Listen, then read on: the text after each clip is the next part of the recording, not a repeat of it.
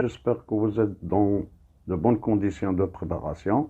Et comme je vous ai promis l'autre fois, quand nous allons terminer, quand on termine les deux premiers chapitres, c'est-à-dire libération d'énergie emmagasinée dans la matière organique et le muscle strié squelettique, nous allons faire quelques exercices typiques. En premier lieu, nous allons faire deux genres d'exercices. Le premier concerne, ce sont des exercices pour tester votre connaissance et ne sous-estimez pas ce genre d'exercice malgré qu'ils vous paraissent simples, mais quand même ils vous permettent de tester vos connaissances. Bon, on va commencer par la première question.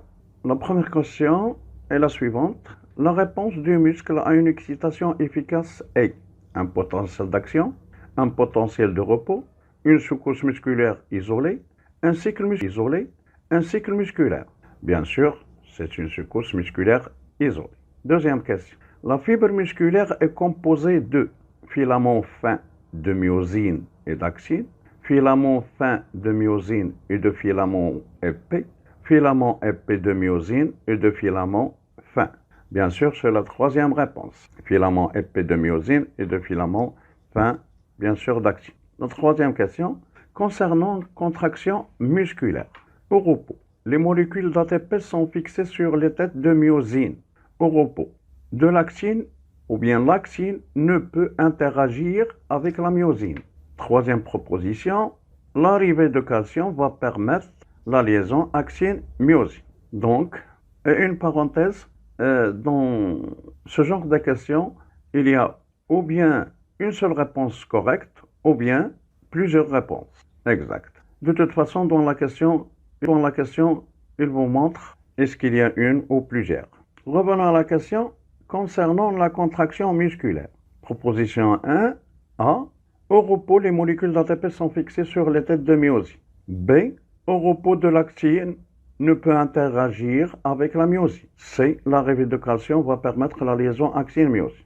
Bien sûr, c'est A et C qui sont justes. Au repos, les molécules d'ATP sont fixées sur les têtes de myosine et l'arrivée de calcium va permettre la liaison actine-myosine.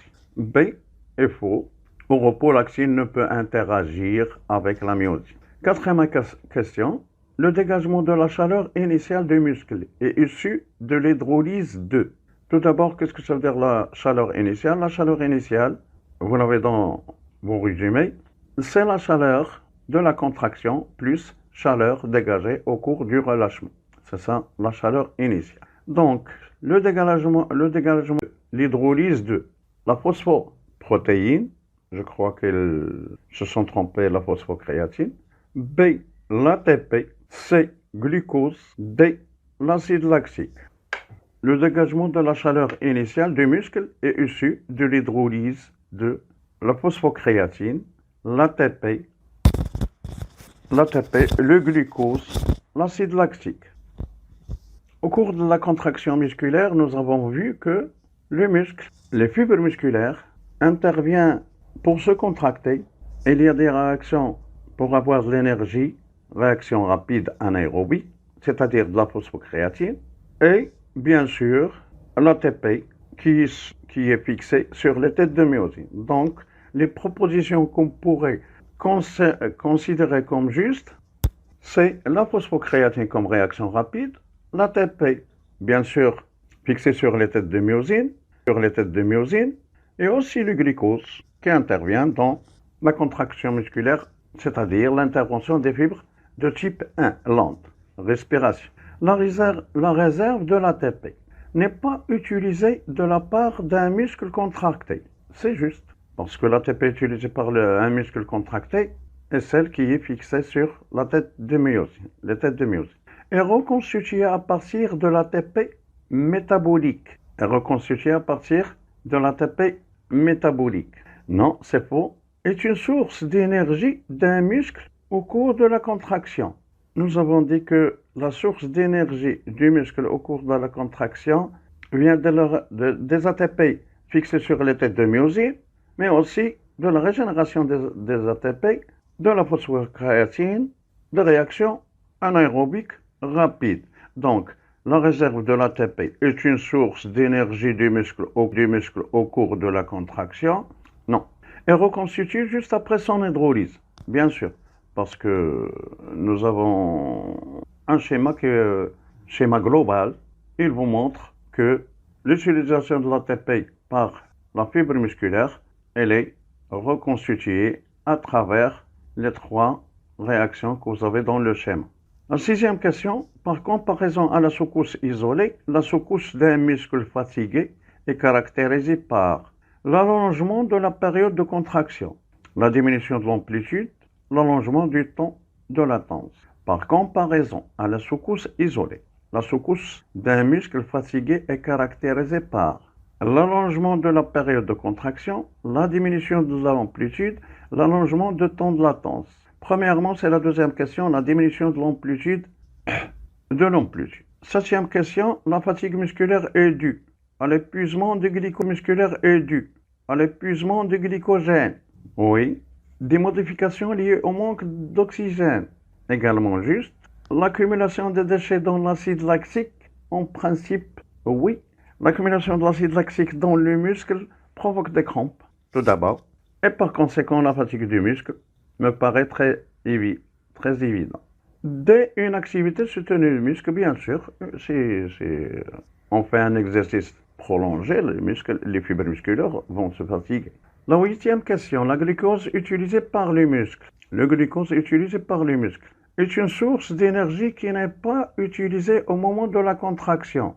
Non, c'est juste utilisé. Sert à reconstituer le phosphagène. Oui, si vous vous souvenez de vos cours, vous revenez à votre cours, vous allez voir que le glycogène, à travers la fermentation et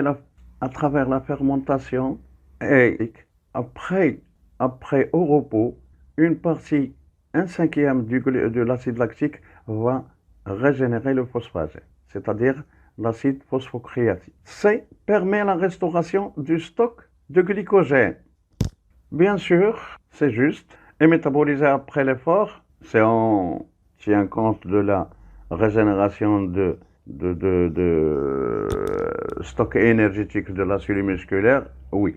Revenons à la question C, à la proposition C, permet la restauration du stock de glycogène. Une parenthèse, quand le taux de glucose est élevé dans notre sang, une partie, pour qu'il soit rétabli, une partie du glucose va être stocké dans les cellules musculaires sous forme de glycogène, grâce à l'hormone que vous savez, l'insuline. Bon, si vous voulez savoir plus, revenez à votre cours de l'année dernière, la glycine. La neuvième question. Les composés phosphatés du muscle sont ATP seul, ACP ATP, ADP ACP ATP AMP, AMP ADP. Bien sûr, c'est la question C. C'est adénosine diphosphate, l'acide phosphocréatine, l'ATP, l'AMP. Dixième question, c'est la question C qui est juste. Dixième question, la molécule d'ATP est formée par trois molécules de phosphate inorganiques, juste, et régénérée par la phosphorylation de l'ATP, juste, restitue son énergie par une réaction d'hydrolyse. Non. Grande D est en quantité stable dans une cellule, en principe oui. La onzième question, un sarcomère contient de nombreuses myofibrilles? Non. Peut être considéré comme l'unité fonctionnelle d'une myofibrie? Oui, c'est juste. Est délimité par deux traits Z? C'est juste. Est composé d'un disque sombre et de demi-disques clairs? C'est juste. Comporte en nombre égal de catégories de myofilaments? C'est juste. Comporte en nombre égal deux catégories de myofilaments, actine et myosine. La question, définir ce qui suit. La fermentation lactique et le sarcomère. La fermentation lactique, qu'est-ce que c'est? C'est la dégradation partielle de glucose en milieu anaérobie. Selon la réaction globale, glucose plus 2 ADP plus 2 PI nous donne 2 molécules d'acide lactique plus 2 molécules d'ATP. Bien sûr, vous pourrez développer cette réaction que vous avez dans votre cours en passant par l'acide pyruvique. Le sarcomère, qu'est-ce que ça veut dire un sarcomère?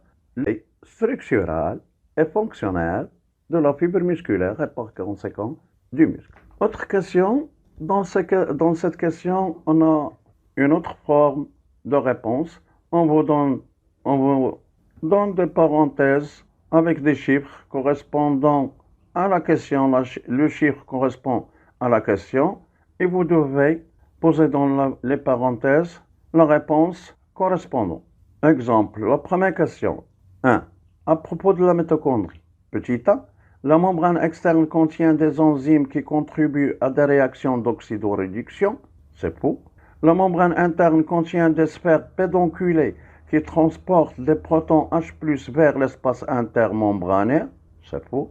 La membrane interne contient des sphères pédonculées responsables de la phosphorylation d'ADP. C'est juste. Donc, on met dans la première parenthèse le chiffre 1. La membrane externe contient des protéines qui transportent les électrons vers le dioxygène. Nous, on ne s'intéresse pas à la membrane externe. Deuxième question. La respiration cellulaire s'effectue par les étapes suivantes. On nous propose petit 1 cycle de Krebs, petit 2 glycolyse, petit 3 phosphorylation oxydative et petit 4 formation d'acétyl-coenzyme A. Et on nous donne aussi 4 ordres de ces étapes. Petit A 2, 3, 4, 1, petit B 2, 4, 1, 3, petit C 2, 1, 3, 4, petit D 2, 4, 3, 1. À vous de choisir l'ordre juste qui correspond à la question 2. La question 2, la respiration cellulaire s'effectue par les étapes suivantes. Donc, on a un cycle de Krebs, glycolyse, phosphorylation oxydative, formation d'acétylcoenzyme. Bien sûr, le première étape, c'est la glycolyse 2. Elle est suivie par formation d'acétylcoenzyme A, suivi du cycle de Krebs, suivi de la phosphorylation oxydative, c'est-à-dire l'ordre des étapes est 2, 4, 1, 3. C'est-à-dire la question ou bien la réponse petit b. Donc on met dans la parenthèse 2, lui correspond petit b. Troisième question, au cours de la phosphorylation oxydative s'effectue la réduction des transporteurs NAD+, et FAD+. C'est faux, nous avons le contraire. Petit b, le transport de protons plus H+, de la matrice vers l'espace intermembranaire. Oui, c'est juste. L'hydrolyse d'ATP par les sphères pédonculées. Non. L'oxydation d'oxygène considérée l'accepteur final des électrons. La réduction plutôt que l'oxydation de l'oxygène. Donc, on met dans la parenthèse le quatrième question, le rendement énergétique. Exprime le nombre des molécules d'ATP produites à partir d'oxydation de la matière organique. Le pourcentage d'énergie extraite sous forme de chaleur. Le pourcentage d'énergie utilisable par la cellule.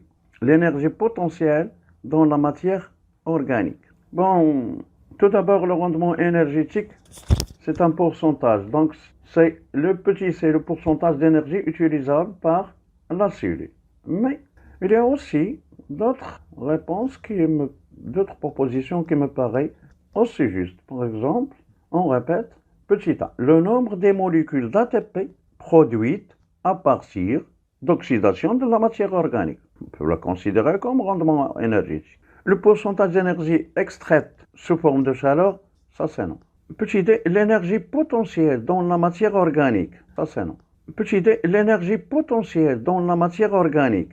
Non, parce que nous, le rendement énergétique nous exprime l'énergie qui serait utilisable par la cellule et qu'on pourrait extraire de la matière organique. D'habitude, c'est un pourcentage, donc c'est petit c, le pourcentage d'énergie utilisable par la cellule, le nombre des molécules d'ATP produites à partir d'oxydation de la matière organique. Oui. Bon, autre genre de question. Pour chacune des réactions de la respiration cellulaire numérotées dans le groupe 1, il se trouve dans le groupe 2 un lieu cellulaire où elle s'effectue. Groupe 1, réaction respiratoire. Groupe 2, lieu de leur déroulement. Cycle de Krebs, bien sûr, automatiquement, lui correspond petit d la matrice. Oxydation de NADH2, la membrane mitochondriale interne. Glycolyse du alloplasme, phosphorylation d'ATP, le sphère pédoncule. Recopiez le tableau ci-dessous et le complétez en adressant pour chaque réaction le lieu cellulaire où il s'effectue. Numéro de la réaction, la lettre du lieu de la réaction. Recopiez la lettre qui correspond à chaque position parmi les propositions suivantes et écrire devant chacune d'elles vrai ou faux. La contraction musculaire dépend du raccourcissement de la bande sombre du sarcomère. C'est faux. La contraction musculaire s'effectue en l'absence de calcium. C'est faux. Le muscle peut se contracter sans utilisation d'oxygène au début. Au cours de la contraction, c'est faux. Au cours de la contraction musculaire, la quantité d'ATP reste constante dans la fibre. Au cours de la contraction musculaire, la quantité d'ATP reste constante dans la fibre musculaire. En principe, oui. Autre question, définissez les notions suivantes. Une secousse musculaire, mitochondrie. Une secousse musculaire, c'est l'interprétation de la contraction musculaire sous forme de courbe grâce à un appareil qui s'appelle le myographe. Mitochondrie, c'est un organisme très important de la cellule et qui intervient dans la respiration. Donnez la réaction globale de la glycolyse. Vous l'avez dans votre cours. C6H12O6 nous donne 2 molécules d'acide pyruvique plus 2 molécules d'ATP plus 2 NADH2. Aussi, il faut la présence avec le glucose de ADP plus 2Pi. Une autre question, pour chacune des propositions numérotées de 1 à 4, une seule suggestion est correcte. Même chose que la question précédente, des parenthèses, des chiffres, et vous devez placer les lettres correspondant à la réponse juste. Le tétanos parfait est le résultat de la fusion de plusieurs secousses musculaires suite à une série d'excitations dont l'excitation suivante est appliquée. Pendant la phase de contraction de la secousse due à l'excitation précédente, pendant la phase de relâchement de la secousse due à l'excitation précédente, faux. À la fin de la secousse due à l'excitation précédente, faux. Pendant la phase de latence de la secousse due à l'excitation précédente, faux. Donc, petit 1 lui correspond petit. Deuxième question, au cours de la contraction musculaire, on constate un raccourcissement de la bande sombre et de la zone H. Nous avons dit que la bande sombre ne change pas de longueur. Donc c'est faux. De la bande claire et de la zone H. C'est juste. Des bandes sombres et claires sans changement de la zone H. Des bandes sombres, des bandes claires et de la zone H. Donc, petit 2 lui correspond petit b. Troisième question. La fermentation lactique libère 4 molécules d'ATP à partir d'une seule molécule de glucose. C'est faux. Comporte une phase commune avec la respiration qui est la glycolyse. Juste. Produit un résidu organique sous forme de CO2. Faux. Produit 2 molécules d'ATP à partir d'un gradient de protons H+, de part et d'autre de la membrane interne de la mitochondrie. On parle de la fermentation lactique et non pas de la respiration. Donc, petit 3 lui correspond petit b. Quatrième question, les réactions du cycle de Krebs ne produisent pas d'énergie, libèrent le dioxyde de carbone, se déroulent au niveau de la membrane interne de la mitochondrie, sont communes entre la respiration et la fermentation. Donc, petit 4, le chiffre 4 lui correspond petit b, libère le dioxyde de carbone. Autre question, l'autre document que vous avez sous vos yeux représente la chaîne respiratoire. Nommez chacune des structures désignées par le numéro 1, 2, 3 et les réactions désignées par les lettres grand A, grand B, grand C. Donc, petit 1, c'est la membrane interne de la mitochondrie. Petit 2, une sphère pédonculée. Petit 3, une protéine de la chaîne respiratoire responsable de l'acheminement des protons H+, de la matrice vers l'espace intermembrane. Les réactions grand A. L'oxydation des transporteurs d'hydrogène, Grand B, la réduction d'oxygène, formation d'eau. Grand C, réaction C, c'est la phosphorylation d'ADP, formation d'exercices de test de connaissance. Nous allons voir maintenant les exercices qui vous incitent à analyser, à interpréter, etc. Bon, le premier exercice. L'activité musculaire. L'activité musculaire chez l'homme s'effectue grâce à l'intervention de deux types de fibres musculaires. Pardon. Les fibres musculaires de type 1 interviennent dans l'activité musculaire prolongée et intense. Les fibres musculaires de type 2 interviennent dans l'activité musculaire rapide et de courte durée. Souvenez-vous, je vous ai dit l'autre fois de se rappeler de ces deux types de fibres, dites lentes et rapides. Le document 1 présente une photo microscopique d'une partie des deux fibres musculaires et le document 2 donne les caractéristiques biologiques des deux types de fibres 1 et 2. Caractéristiques biologiques des deux types de fibres 1 et 2. Question. En exploitant les documents 1 et 2, déterminez la source d'énergie utilisée par chacune de ces deux fibres 1 et 2. Justifiez votre réponse. Donc, en utilisant les documents 1 et 2, il faut donner la source d'énergie utilisée par chacune des deux fibres 1 et 2. Donc, si on voit le document 1, qu'est-ce qu'il nous donne? Pour les fibres de type 1, qu'est-ce qu'on constate? On constate qu'elles sont moins épaisses et ont des mitochondries de grande taille. Aussi, du document 2, on constate qu'ils contiennent un grand nombre de mitochondries, une grande quantité d'ATP synthétase et une faible quantité d'ATPase, enzyme responsable d'hydrolyse de l'ATP, ainsi qu'une grande densité de capillaires. En plus, on constate également qu'ils sont moins fatigables, ainsi qu'ils contiennent une grande quantité de glycogène. De ces constatations, les fibres 1, donc, puisent leur énergie de la respiration, tout simplement. Une grande quantité de capillaires sanguins, ATP synthétase en grande quantité de glycogène, grande quantité de mitochondries, donc évidemment, elle puise son énergie de la respiration. On fera la même chose pour les fibres de type 2. Dans le document 1, pour les fibres de type 2, on constate qu'elles sont plus épaisses et ont des mitochondries de petite taille.